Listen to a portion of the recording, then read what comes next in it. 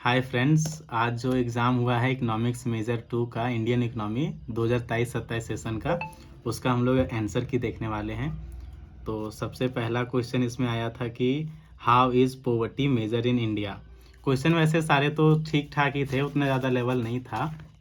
आप एग्ज़ाम दिए हैं तो आपको पता होगा। हम आंसर की देखते हैं। पहला है कि how poverty is measure in India.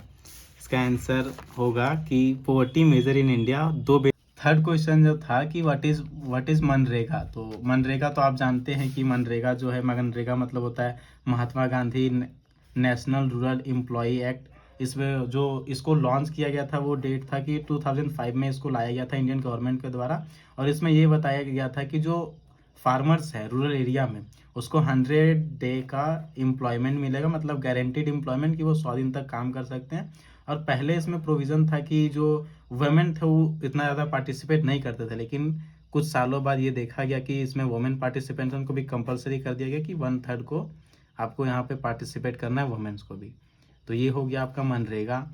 चौथा क्वेश्चन था कि व्हाट इज़ एफडीआई। इसमें आपको लिखते हैं कि FDI stands for foreign direct investment. इसका मतलब होता है कि जब एक कंपनी किसी देश का दूसरे कंपनी उसी मतलब दूसरे देश का कंपनी में इन्वेस्ट करते हैं तो वो फॉरेन डायरेक्ट इन्वेस्टमेंट कहलाता है। और फॉरेन डायरेक्ट इन्वेस्टमेंट करने के पीछे मोटिव होता है कि आपको जो फॉरेन एक्सचेंज है उसको मनी बढ़ाना है, और जो कंट्री का जो फॉरेन रिजर्व रेशियो है उसको बढ़ाए रखना है, ताकि जो कंट्री का ट्रेड है और जीडीपी वो इसमें ग्रोथ करे और हमारा जो इकोनॉमी है वो एक अच्छे स्टेज पे जाए। ये शॉर्ट क्वेश्चन का चौथा था।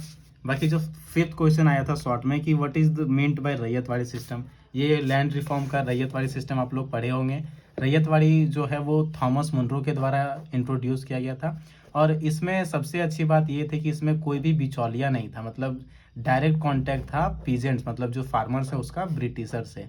यहाँ पे ब्रिटिशर जो थे वो डायरेक्ट टैक्स लेते थे फार्मर्स से, और इसमें कोई भी बिचौलिया नहीं था। इसीलिए ये जो रैयत वाली सिस्टम है वो टोटल 49% जो इंडिया है टोटल उसमें फैला था।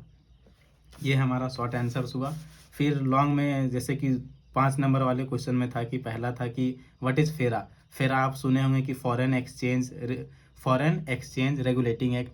इसमें जब लिबरलाइजेशन हुआ था हमारी कंट्री में, लिबरलाइजेशन हो गया, इंडस्ट्रियलाइजेशन, प्राइवेटाइजेशन, तो उस समय फेरा को लाया गया था, क्योंकि हमारे जो देश है जब ये इंट्रोड्यूस किया गया उस समय फॉरेन एक्सचेंज रिजर्व जो था और फॉरेन ट्रेड वाला वो बहुत कम था हमारे कंट्री के पास। इसीलिए फेरा को लाया गया ताकि जो फॉरेन एक्सचेंज है और कंट्री का जो फॉरेन ट्रेड है उसमें बढ़ोतरी हो और हमारा कंट्री का इकोनॉमी एक अच्छे स्टेबल स्टेज पे जाए। सेकेंड क्वेश्चन था कि नीति आयोग क्या है। नीति आयोग तो आप सब जानते हैं कि पहले इंडिया में प्लानिंग कमीशन चलता था, उसके बाद 1 जनवरी 2015 को प्लानिंग कमीशन को बंद कर दिया गया और उसके जगह पे नीति आयोग आया। प्लानिंग कमीशन था जो 5 ईयर प्लान्स बनाते थे, वहीं जो नीति आयोग आया वो लॉन्ग टर्म प्लान बनाते थे। और इसमें जो है प्राइम मिनिस्टर जो आपके होते हैं वो इसके चेयरमैन होते हैं, और वाइस चेयरमैन इसके जो होते हैं उसको प्राइम मिनिस्टर ही अपॉइंट करते हैं। और पहले जो इसके वाइस चेयरमैन बने थे वो थे अरविंद पंगरिया जी। ये था नीति आयोग। नीति आयोग का फंक्शन जो हो गया, फंक्शन देखते हैं कि ये एक थिंक टैंक था इंडियन गवर्नमेंट का, मतलब सेंट्रल गवर्नमेंट का ये थिंक टैंक के जैसा एक्ट करता था, और ये कोऑपरेटिव फेडरलिज्म को बढ़ावा देता था नीति आयोग। तीसरा था कि potential benefits of land reforms. Land reform का क्या क्या बेनिफिट थे हमारे कंट्री में, क्या देखने को मिले, इसका अच्छे जो इफेक्ट थे उसको लिखना था इसमें आपको। फिर चौथा क्वेश्चन था कि what are the causes of unemployment of in India. ये तो आप सब जानते हैं कि अनएम्प्लॉयमेंट जो हमारे देश में है उसका क्या रीज़न है, जैसे कि हाई पॉपुलेशन हो गया, और हो गया कि यहाँ पे ज़्यादा इंडस्ट्रीज नहीं है जो जॉब अपॉर्चुनिटी क्रिएट करें, इसीलिए हमारे देश में इतना अनएम्प्लॉयमेंट है। फिफ्थ क्वेश्चन था कि लैंड डिग्रेडेशन है, मतलब जो भूमि का निम्नीकरण है वो एग्रीकल्चर प्रोडक्टिविटी को कैसे अफेक्ट करता है। अब जाहिर सी बात है जहाँ पे भूमि का निम्नीकरण है वहाँ पे प्रोडक्शन तो होगा नहीं उतने अच्छे से, तो वो प्रोडक्टिविटी को अफेक्ट करता है। बस इसी को आपको एक्सप्लेन करना था। ये हो गया आपका 5 मार्क्स वाला।